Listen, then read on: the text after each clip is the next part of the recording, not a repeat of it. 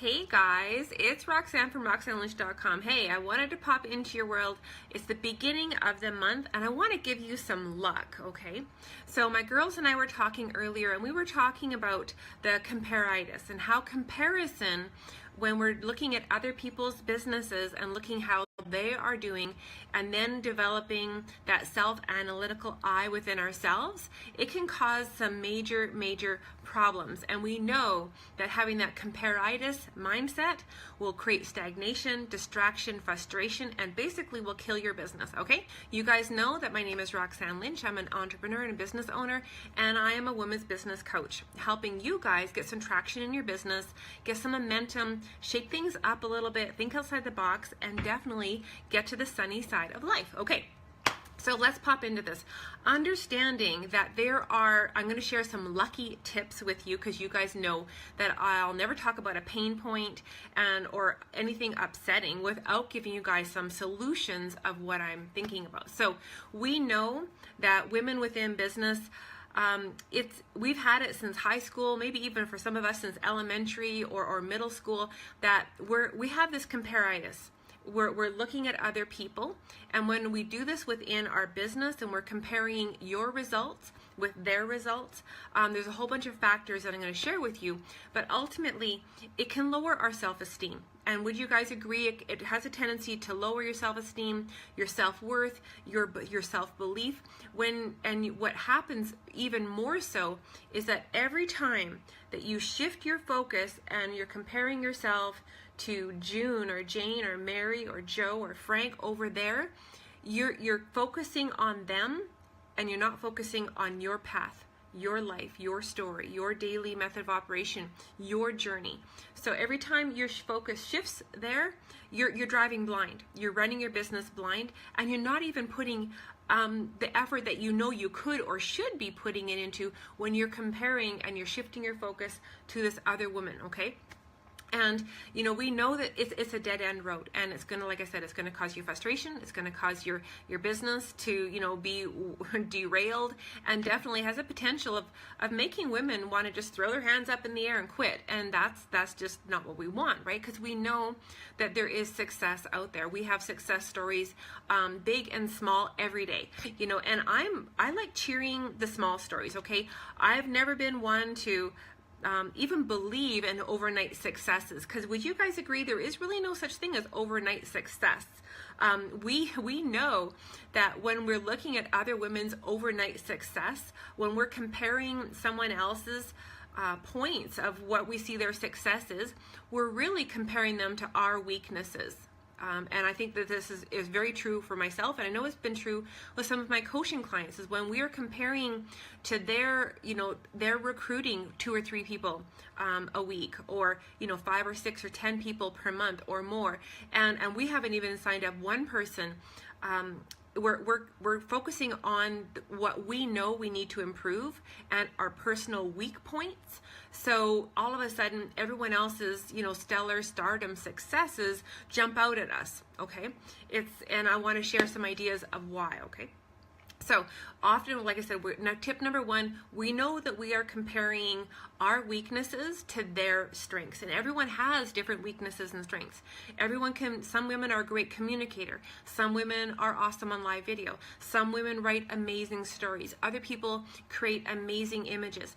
Everyone has different ways to communicate that allow ourselves to build that influence, to build that credibility, and therefore allow ourselves slowly over time to get better at closing and to get better at sales, and obviously sponsoring people too.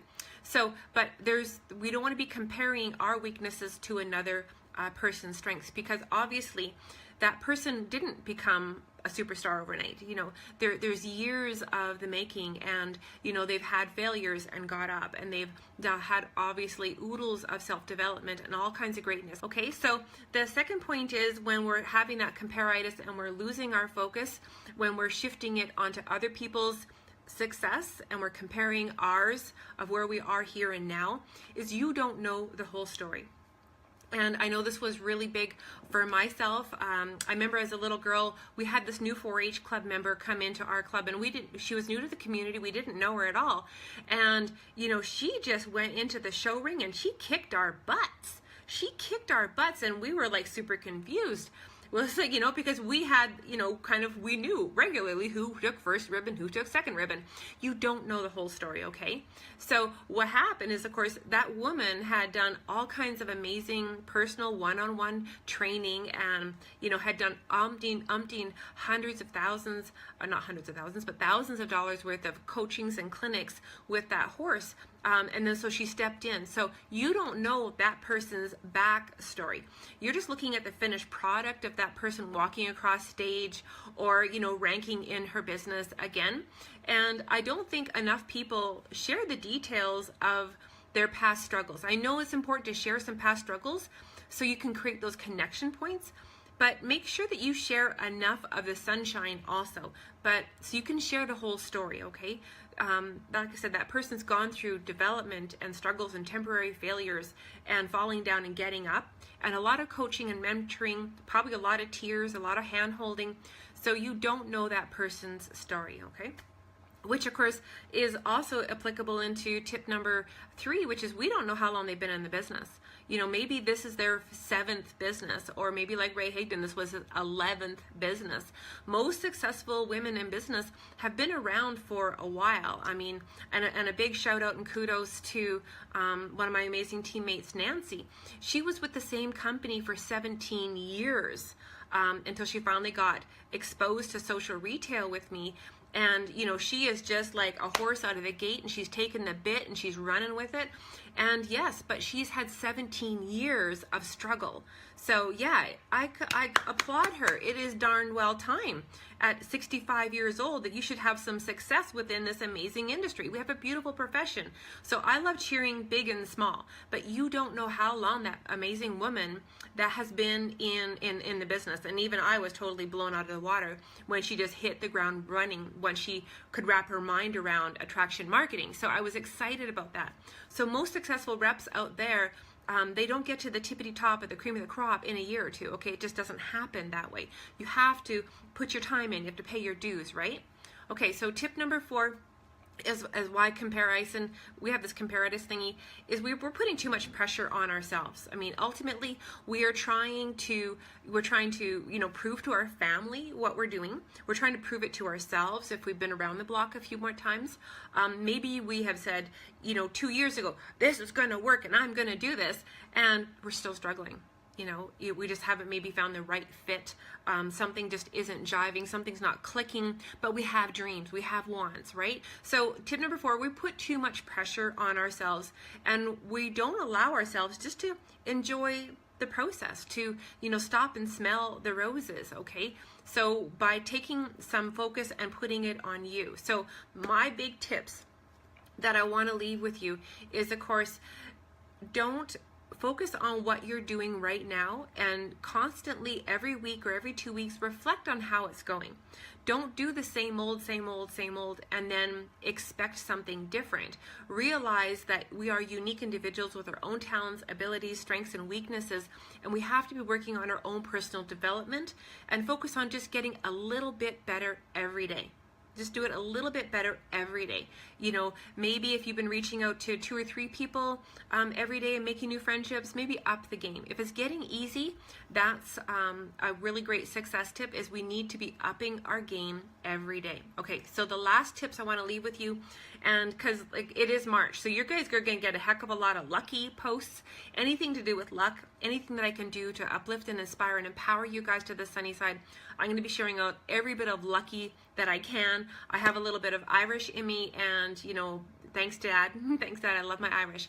So we know that we have these ideas in our heads that we think someone has just got lucky, and we get distracted from our own ball game, our own, get in the game of life, and we get distracted by looking at them.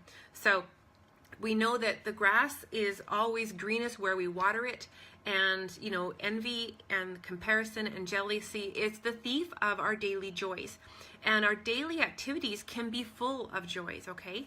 So the last tips when it comes to luck is understanding that luck, this amazing acronym that I learned several years ago, which is luck, which is laboring under correct knowledge, okay? Luck is being committed. Luck is building connections every day, expanding your circles every day, building your list every day, getting passionate, having conversations with real women about real stuff, you know, taking the dollar sign off of people's foreheads, realizing that, you know, women don't usually come to the keyboard with a glass of wine or a coffee cup and a credit card in the other hand. We have to have energy, enthusiasm, personal growth, attend webinars, attend seminars, go to your events whenever possible, pick up a new good book, you know, ask your mentor or your coach for what is a great book I should be reading. Accept with an open heart and an open mind what your mentors and coaches are telling you, okay? Every conversation that you have with them has an opportunity of being a lesson and allowing us to leverage that forward, okay? Hopefully you guys got some value tonight. Let me know, mash those emoticons, let me know what luck you're going to be able to inspire and infuse into your own beloved business. And, you know, if you've been around the block for a while and you're still banging your head, like my girlfriend Nancy is, or was now. So ask me about social retail. You know, reach out, ask me questions. I'm not that, you know, spammy, salesy, typey person that's going to make you feel squeamish under pressure, but I'm always happy to answer what's bringing myself and my team to the sunny side of life. So you guys have a fabulous night, and I look forward to seeing you guys on the sunny side of life tomorrow. Bye, guys.